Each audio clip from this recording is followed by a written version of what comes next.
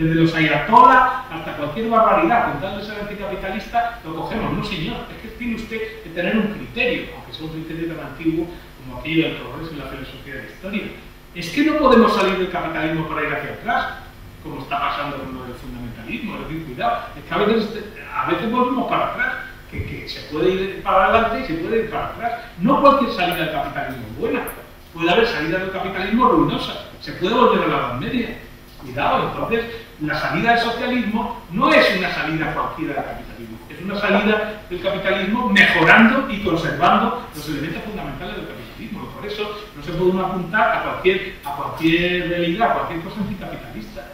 Y eso hay veces se llega a algún punto, por eso de crítica con los movimientos indigenistas de América y tal, toda esa idea de la recuperación de la tradición indígena frente a la tradición liberal. Es que en muchos casos la tradición indígena, por ser el producto de dos tradiciones enormemente conservadoras, la suya propia y la española, es mucho más reaccionaria que las constituciones liberales. Te quitan derechos. Entonces, cuidado, a ver si por la autoctonía, como decía Marx, adoramos el NUC, el látigo, porque es antiguo. A ver si por la autoctonía y por la antigüedad perdemos las conquistas liberales. Entonces, yo creo que es que sí, hay que tener siempre, a mí me parece, un ten con ten, claro, lo que llaman reformismo y tal, pero claro, es que yo creo que es donde hay que vivir, ¿no? Y lo del comunismo y marxismo, pues bueno, ya lo he dicho algo.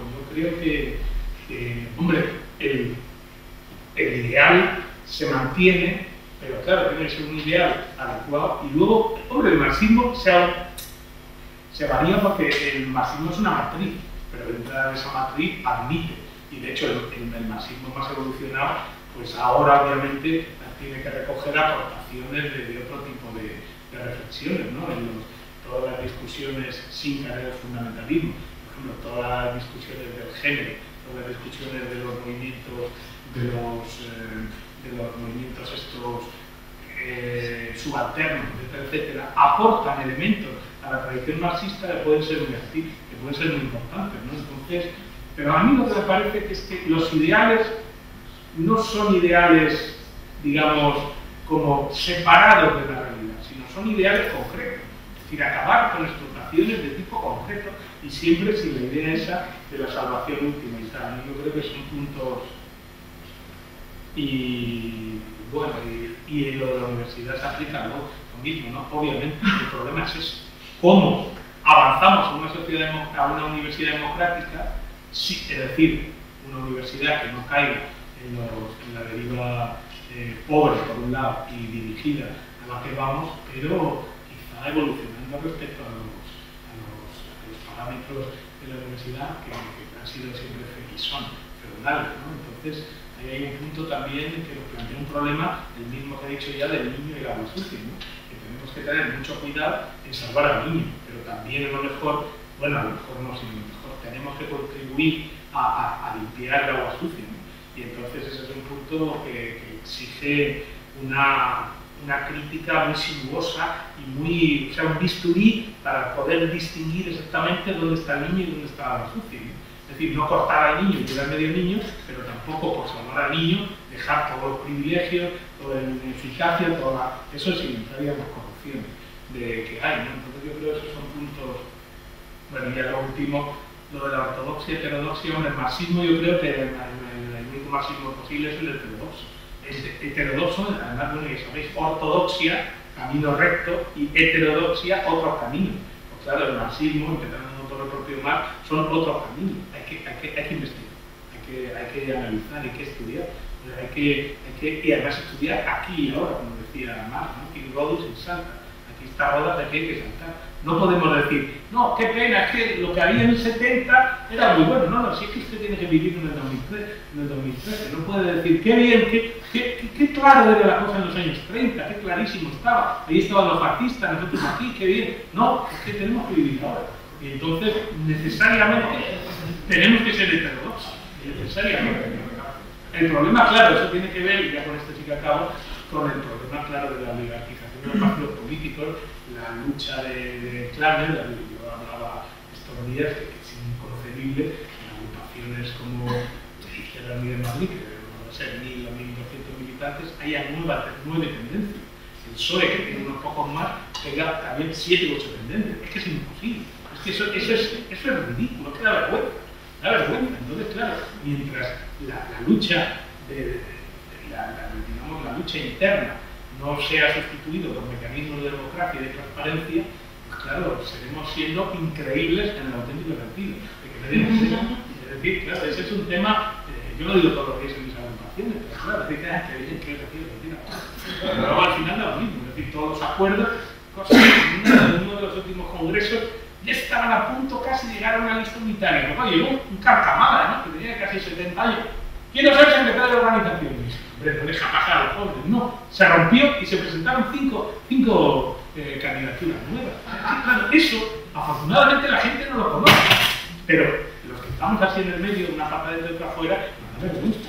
Yo digo, si es que a mí me da vergüenza pedir el voto para mi propio partido. Y si yo a lo mejor no lo votaría, si fuera a ganar, porque cualquiera se pide esta banda. Claro, es que no es el tema. Y claro, la gente lo ve y me dice, sobre todo los jóvenes, y dice, ¿a dónde vas? ¿Qué quieres que me meta yo ahora en esa negocio? Como no sea para medrar con el rollo este, ¿a qué voy a ir? ¿A qué? Claro, y ese es un punto de autocrítica de los partidos políticos que sobre todo los de la izquierda, la derecha sea su problema. Pero que claro, que no aceptan la democracia. Ni colaborar, las cosas de mayoría y minoría. Una cosa de o gano, lo que decía yo al principio con el sacrificio, o gano y entonces todo perfecto, o bien pierdo y entonces son unos canallas, unos traidores, me voy y tal. ¿Dónde está la fidelidad? ¿Dónde está el compromiso? ¿Dónde está el respeto a la mayoría y a la minoría? No. Y claro, con esas formas la gente dice, pero bueno, ¿a dónde vais? ¿Qué es esto? ¿Por qué os vamos a apoyar? El partido vosotros los cuernos. Pero yo creo que es un problema muy grave. Y claro, la alternativa de izquierdas es que queda también paralizada por esa politización negativa que te hace que te vean igual que todo. Y claro, también es verdad, que si son todos iguales, pues el que más paga. Qué ridículo. Si no tenemos un plus de valor, si no tenemos un plus de ética, si no tenemos un plus de transparencia, si no tenemos un plus de participación, de democracia, pues ¿por qué no lo vamos a hacer? Y encima no tenemos ideas nuevas, bueno, ni nueva ni antigua. Entonces, claro, es que la izquierda yo la veo, está chapón, porque claro, es que la dificultad para crear una alternativa, tanto en lo que decimos como en lo que hacemos, no está. Pero el problema, a mí lo que me hace muy pesimista como esto, como Paco y a Manolo y a toda esta gente, es que no veo que se vaya a tomar una dirección. O sea, no se ve el propósito de la enmienda, ¿no? Y ese es el problema trágico. No que lo hayamos hecho mal, sino que no lo aceptamos y que no estamos dispuestos a cambiar. Y eso, claro, nos lleva a un impasse, aunque haya conseguido salir. Y por ende, a todo el mundo que está esperando justamente una alternativa para apoyarse y tirar para adelante. Y se ve, digamos, taponado por los partidos políticos tradicionales que les impiden, digamos, encauzar esa energía transformadora precisamente por su sumisión al aparato, su sumisión a la estructura y a la estructura del poder y a los cambalaches y este cinismo y esta falta de responsabilidad y de transparencia. Yo por eso en eso soy muy pesimista, porque no veo cambios reales, ¿no?, en las estructuras de los partidos. Y están como libres, ¿no? Eso ha desaparecido y nosotros somos muy pocos, ¿no? Bueno, aunque también entendemos. Entonces, yo en eso soy pesimista. O sea que por un lado es mucha potencia, y el 15M lo ha demostrado, hay una gran potencialidad, pero por otro lado, lo que veo difícil es que esa potencialidad se pueda encauzar de una forma constructiva. Pero no por ellos, o sea, no por los que quieren ser encauzados, sino por la dificultad que tiene la política institucional y la política de izquierdas institucional en ser capaz de recoger eso sin manipularlo, sin destruirlo, sin machacarlo y de encauzarlo, ¿no? O sea, es más problema de la política que de los jóvenes y de la gente que quiere transformar, pero no un trago, y por eso la atención. Ese es un tema. Bueno, yo me estoy mucho también. Gracias.